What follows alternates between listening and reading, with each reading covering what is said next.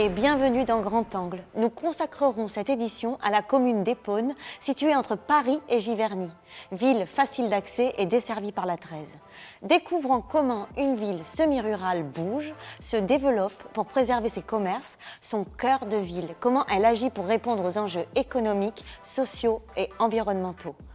Nous recevons sur notre plateau Guy Muller, maire d'Épône. Monsieur le maire, les Épônois vous ont renouvelé leur confiance à hauteur de 58,34% en mars dernier.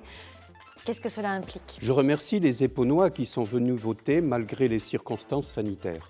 Mon rôle, en tant que maire, avec mon équipe municipale, est d'être toujours à l'écoute et aux côtés des Épônoises et des Épônois. Mon rôle est aussi d'avancer pour répondre aux enjeux environnementaux, économiques et sociaux. Mon rôle est enfin de rendre notre ville toujours vivante, innovante, durable et harmonieuse. Je m'appuie pour cela sur mon équipe d'élus, avec qui je vais chercher l'appui de l'État, de la région, du département, de la communauté urbaine ou encore des bailleurs sociaux. Nous devons être unis pour relever les défis qui nous attendent, redynamiser le centre-ville, participer à l'aménagement du quartier de la Gare ou encore rénover l'habitat. À court terme, je souhaite aller vite sur l'extension du réseau de vidéoprotection, la concertation autour du développement durable ou encore le maintien des médecins sur notre territoire. Tous ces projets ne visent qu'un seul objectif, trouver le juste équilibre pour que chaque Épônois continue à s'épanouir dans notre ville où il fait bon vivre ensemble. En matière de culture, l'année 2021 sera notamment marquée par la mise à disposition gratuite aux adhérents et élèves du centre culturel d'un nouvel outil numérique, un extranet culture qui viendra compléter l'offre numérique. Concrètement, comment fonctionne cet outil innovant et quels seront les temps forts de l'année? Retrouvons sur place Pascal Dagory. La ville a développé avec son partenaire Galimedia un espace dédié aux adhérents du centre culturel pour accéder aux ressources documentaires et pédagogiques à tout moment. Cet outil sur mesure concerne 397 élèves suivant 513 cours dans 14 disciplines dans le domaine de la danse et de la musique. On peut suivre une classe pour réviser, apprendre, échanger avec le professeur ou simplement préparer un concours ou son audition. Mais ce sont peut-être les administrateurs du site qui en parleront le mieux. Je vous présente donc Lydia Cavé. En quoi ce site est-il intéressant? Je vous en fais la démonstration, vous allez voir, il est aussi utile pour les élèves que pour les professeurs. L'élève se connecte via le site de la ville. Il clique sur l'extranet culture. Il tombe sur la page de présentation du CAC où il retrouvera tous les documents associés ainsi que toutes les informations et les actualités. Pour suivre ses cours à distance, il clique sur « Mes classes ». Donc, il choisit parmi les cours auxquels il est inscrit. Ici, nous avons choisi le cours de guitare.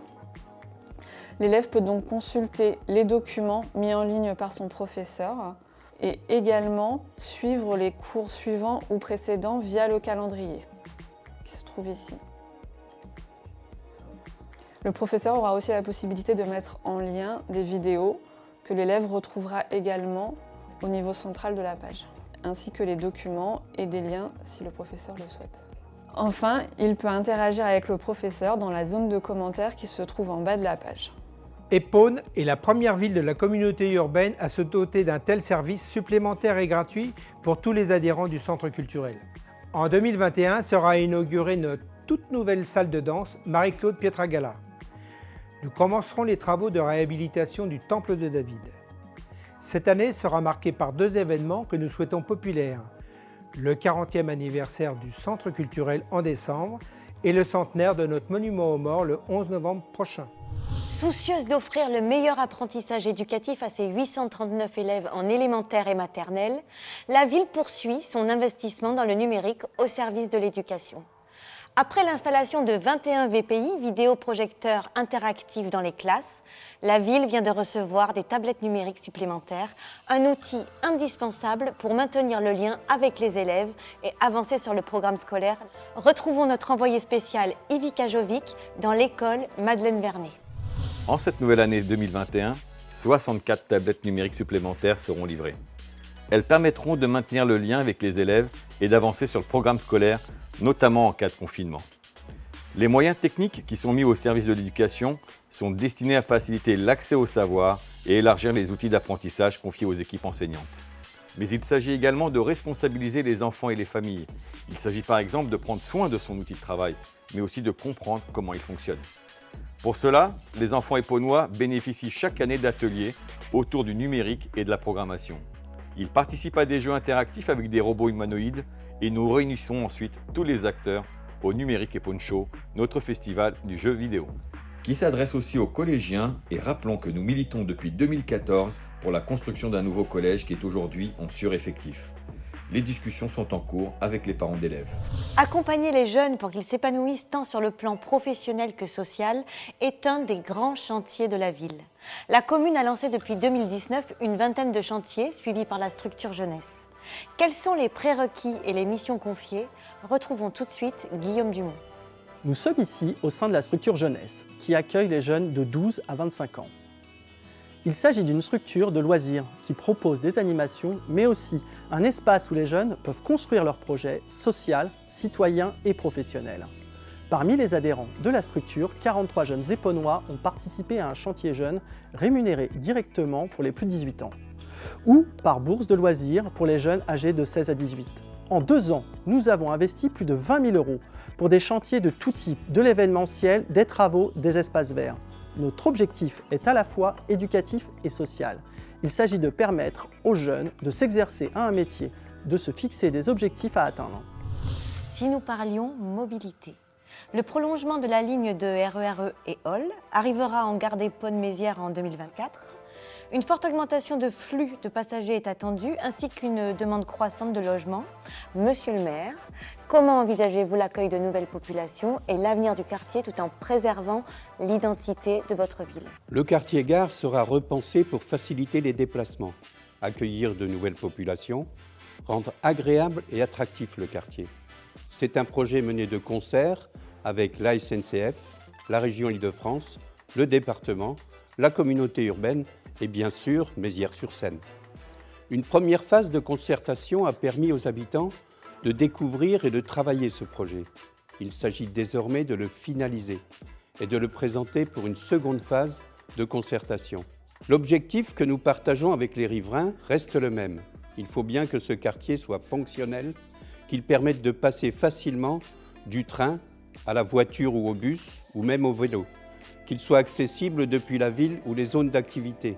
Mais il faut surtout qu'il soit vivant, qu'il soit agréable, que l'on y trouve des commerces et des services, qu'on y trouve une école, une crèche, des espaces de coworking et pourquoi pas des équipements sportifs. Épône, ville nature située aux portes de Paris, attire de plus en plus, plaçant la commune en deuxième choix des demandes de logement.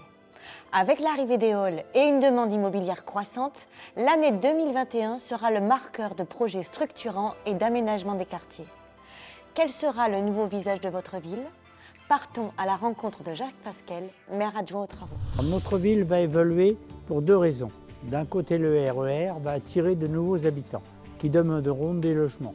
D'autre part, les Épaunois voudront plus encore rester sur la commune d'Épône. Pour cela, nous aurons besoin de logements différents de ceux qui existent, plus petits et plus abordables. C'est pour nous un défi, mais c'est aussi l'occasion d'apporter davantage de services et de commerces. À Élisabethville, nous avons agrandi et rénové les écoles et la cantine. Nous avons amélioré les équipements sportifs comme le terrain de trial. Et nous préservons les terrains naturels. Avec notre projet de logement sur la mairie annexe, nous reprenons un bâtiment vieillissant et sous-utilisé pour reconstituer un relais médical et une salle municipale. L'architecture sera respectueuse du quartier et complétera l'offre de logement sans le dénaturer. Dans cette dynamique d'aménagement des quartiers, la revitalisation du centre-bourg devient un enjeu économique, social, environnemental, tout en préservant l'identité de la ville. La commune vient de recevoir une bonne nouvelle pour démarrer 2021 puisque l'État l'a désigné Petite Ville de demain. Alors, monsieur le maire, qu'est-ce que ce label implique? Notre centre-bourg a besoin d'être revitalisé. Il lui faut des commerces, des animations et qu'il soit accessible. Un nouvel appel à projet a été lancé et le choix du programme sera fait fin janvier 2021. La qualité de notre démarche a été reconnue par l'État, qui nous attribue le label Petite Ville de demain. Le projet qui avait été présenté aux riverains il y a quelques années sera sans doute modifié, mais ses principes seront les mêmes.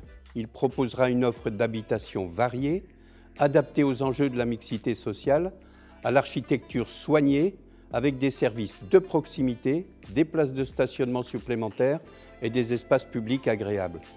Nous avancerons dans ce programme avec les Épaunois qui seront régulièrement informés. Fleurir, c'est sourire. La ville d'Épône participe chaque année au concours des villes et villages fleuris et a déjà obtenu 2 mentions spéciales. La ville bénéficie d'un environnement vert conséquent de 22 hectares et 4 agents redoublent d'efforts quotidiennement pour faire d'Épône une ville accueillante et fleurie.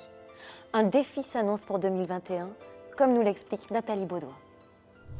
Je me trouve sur l'allée Cavalière bordée de marronniers, dont une petite partie sera renouvelée en association avec le conseil municipal des enfants.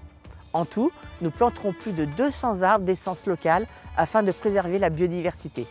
Une partie de ce programme est déjà réalisée. Notre défi pour 2021, c'est la création de jolis massifs en entrée de ville.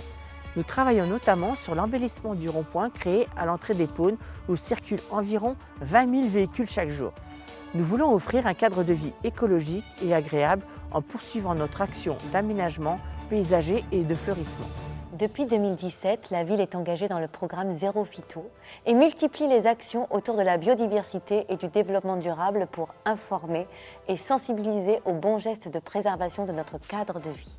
Ce qui se traduit par la distribution gratuite et annuelle de compost, de composteurs en collaboration avec GPSEO, des balades propreté, la construction d'équipements à haute qualité environnementale comme la médiathèque Pierre Amouroux et l'extension de l'école Madeleine Vernet, ou encore, plus récemment, le premier stadium de VTT trial d'Île-de-France en économie circulaire qui vient compléter cet engagement.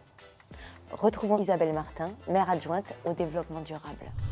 Ce plateau de 2 hectares appartenant à la ville et où s'entraîne l'association Off-Road Cycliste nécessitait une réhabilitation pour l'agrandir en stadium et pratiquer des compétitions d'envergure.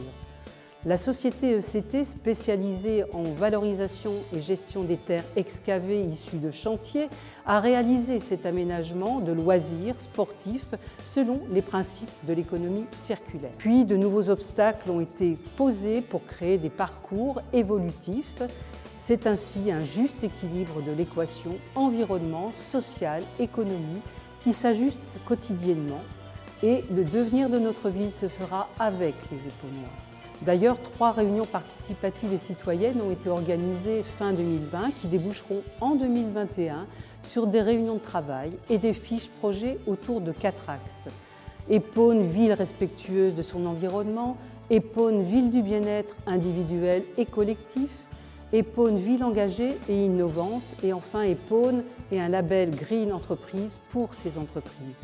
Il s'agit d'une démarche concertée, accompagnée par la recherche de subventions pour lisser sur la durée du mandat notre action en matière d'un développement durable, raisonné, harmonieux et adapté à notre ville.